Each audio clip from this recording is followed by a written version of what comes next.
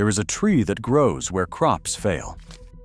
It thrives in drought, tolerates poor soil, and produces harvestable leaves within weeks.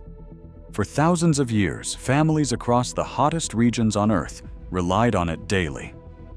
Then it disappeared, not because it failed, but because it refused to fit the way modern agriculture was rebuilt.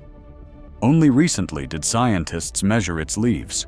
The results were startling. Nutrient levels rival and often surpass many foods we depend on today. These are nutrients that millions of people are deficient in, and yet almost nobody eats it. This is the story of the most nutrient-dense leaf ever measured, and how a food system quietly removed it. Before the supermarket aisle defined nutrition, before vitamin supplements existed, people understood something we have forgotten. Leaves were medicine. In tropical and subtropical regions across South Asia, East Africa, and the Pacific, families did not wait for vegetables to be delivered. They walked outside and harvested from the trees beside their homes. This was not poverty. This was design. The leaves of certain trees contained concentrations of minerals, vitamins, and protective compounds that annual crops could not match. Among them was one species that stood apart. The moringa tree, Moringa oleifera, is native to the foothills of the Himalayas. Its leaves were not a backup food. They were central to survival. Only much later did anyone measure what these leaves actually contained, and the numbers would change how scientists classified food. They were a primary source of nourishment, consumed daily, cooked into stews, dried into powders, fed to nursing mothers and growing children. Ancient Ayurvedic texts dating back more than 2,000 years describe this plant as capable of preventing 300 diseases. In Sanskrit, it was called Shobhanjana, the auspicious plant. Warriors in India were given moringa extract before battle to sustain their strength and relieve the injuries of combat. The Egyptians used its oil. The Greeks discovered its properties. The Romans spread it across their empire. This was a leaf that fed civilizations across multiple continents and countless generations. But leaves cannot be warehoused. And what cannot be warehoused cannot be sold at scale. Moringa did not require plantations. It did not demand irrigation systems or fertilizer shipments. It simply grew. In villages across India, Bangladesh, the Philippines, Kenya, and Senegal, families planted moringa beside their doors, along footpaths, at the edges of small gardens. The tree is fast. Seedlings reach harvestable height within 2 months. A single tree, properly pruned, produces fresh leaves almost continuously for years. Families would cut branches in the morning, strip the tiny leaflets by hand, and cook them before noon. There was no storage, no processing, no middlemen. This was food that renewed itself week after week, season after season. In South Asia, the tender leaves appeared in curries and soups and traditional remedies.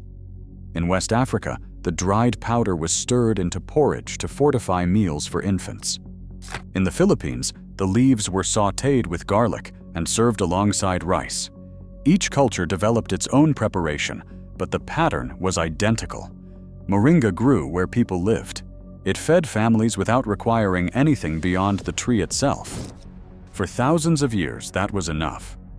Then the world stopped judging food by what it did for the body and started measuring it a different way. Modern science came late to moringa. When laboratory analysis finally examined its leaves, the numbers were difficult to believe. Gram for gram, dried moringa leaf powder contains approximately 25 grams of protein per 100 grams.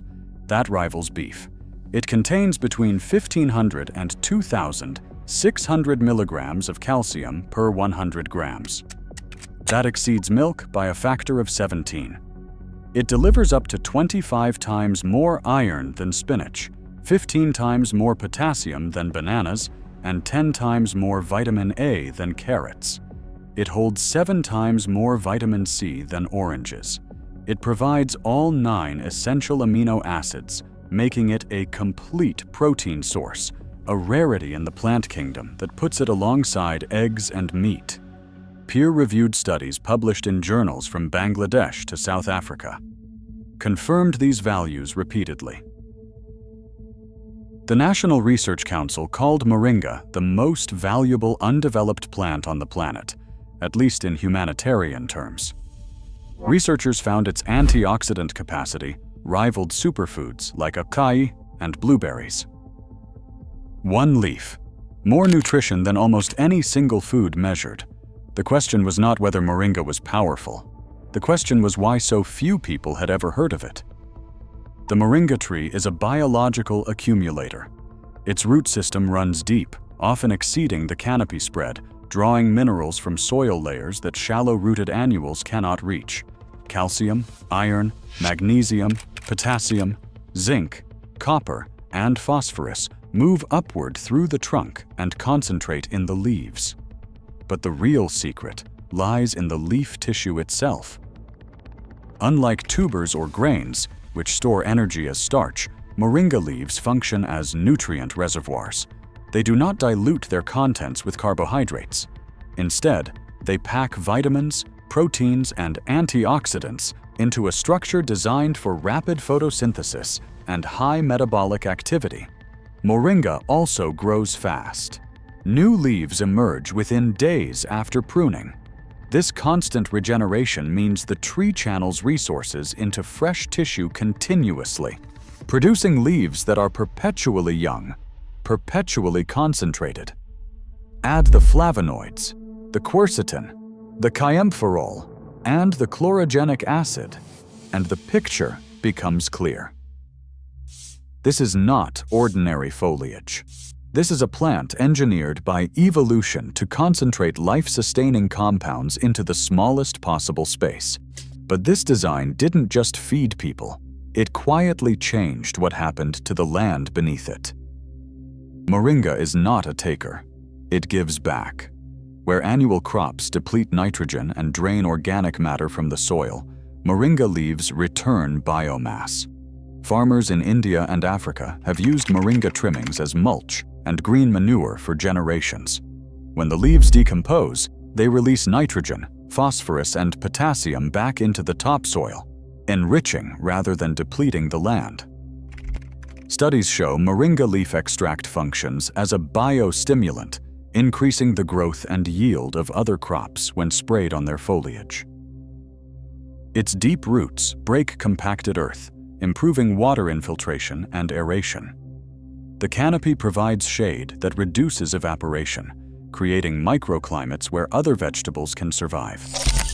Unlike monocultures that exhaust land, moringa integrates into mixed systems, and it tolerates repeated harvesting without dying. It is drought resilient, and it bounces back from droughts that would kill annual vegetables. It produces in marginal soils where other crops fail completely. This was a plant that asked almost nothing and offered everything. But industrial agriculture does not reward plants that ask for nothing. The shift happened gradually, then completely. As colonial systems spread across tropical regions, they brought new priorities: export crops, monocultures, and mechanization. Fields were cleared for cotton, sugarcane, groundnuts, and grain. Trees were obstacles to this new order. They blocked plows. They interfered with irrigation channels. They shaded the rows. They could not be harvested by machine. Subsistence crops grown beside homes had no place in ledgers measuring tonnage per hectare. Governments and development agencies promoted high-yield annual varieties, seeds that required purchasing each season, and fertilizers that required purchasing each application. The logic seemed sound at the time. Maximize caloric output. Feed more people faster. But something critical was lost in the calculation. Nutrient density was not measured. Micronutrient deficiencies were not counted. The trees that had quietly nourished communities for millennia were removed to make way for systems designed for scale. Moringa did not disappear because it stopped working. It disappeared because it never fit the new machinery. The crops that dominate modern agriculture were selected for one primary trait: yield. Rice, wheat, maize, and soybeans produce massive quantities of calories per acre. They store well, they ship well, they process into countless derivative products. But they are not nutritionally complete. White rice provides energy but almost no vitamins. Wheat offers carbohydrates, but limited minerals. The vegetables bred for supermarkets prioritize appearance, shelf stability, and uniformity, not nutrient concentration. Meanwhile, the practice of daily leaf harvesting vanished. The knowledge of which trees to grow beside the home faded. Families who once walked outside to gather fresh greens began purchasing canned goods shipped from distant factories. What replaced moringa was not better food. It was more convenient food. Food that fit trucks and warehouses and fluorescent-lit aisles. The result was a paradox now recognized by global health agencies around the world. Populations can be simultaneously overfed and malnourished. And the food that could have solved that problem had one fatal flaw. It could not become a product. There is a reason moringa leaves are not sold in every grocery store. The leaves wilt within hours of being picked. Their nutrient content begins declining the moment they leave the branch. They cannot sit in refrigerated trucks for days. They cannot wait on shelves for weeks. Fresh moringa requires immediate consumption, which means local harvesting, which means trees near kitchens, which means the very model industrial food systems were designed to eliminate. Drying the leaves preserves some nutrients and extends shelf life, but the process is labor-intensive. The leaves must be spread thin, kept from sunlight to prevent vitamin degradation, and protected from humidity to avoid mold. Mechanical harvesting damages the delicate leaflets. Machines designed for grain cannot distinguish between mature leaves and stems. The pods ripen irregularly. The branches are fragile. Everything about moringa resists standardization. It produces best when managed by hand, harvested in small batches, and consumed close to where it grows. It is, in other words, exactly what global supply chains and distribution networks cannot accommodate. The crises are converging. Soil depletion spreads across farmland on every continent. Climate volatility disrupts growing seasons. Micronutrient deficiencies affect more than 2 billion people worldwide, and the crops that feed the planet are showing their limits. In response, researchers have returned to forgotten species. Moringa now appears in peer-reviewed journals at an accelerating rate. The World Health Organization and other humanitarian relief organizations have endorsed its use in combating malnutrition across the developing world. Programs across sub-Saharan Africa distribute moringa to nursing mothers and malnourished children. In Zimbabwe, South Africa, and Malawi, one initiative alone has planted more than 16 million moringa trees. Agricultural scientists study it for climate adaptation, noting its ability to produce food in conditions that defeat conventional crops. Its carbon absorption rate exceeds that of most vegetation. Its tolerance for drought and heat positions it as a resilient species for regions experiencing warming temperatures and changing rainfall patterns. The science confirms what village farmers knew for 4,000 years. This tree offers something industrial agriculture cannot replicate. And that difference explains why moringa was never meant to be grown for shelves. Moringa was not designed for distribution centers.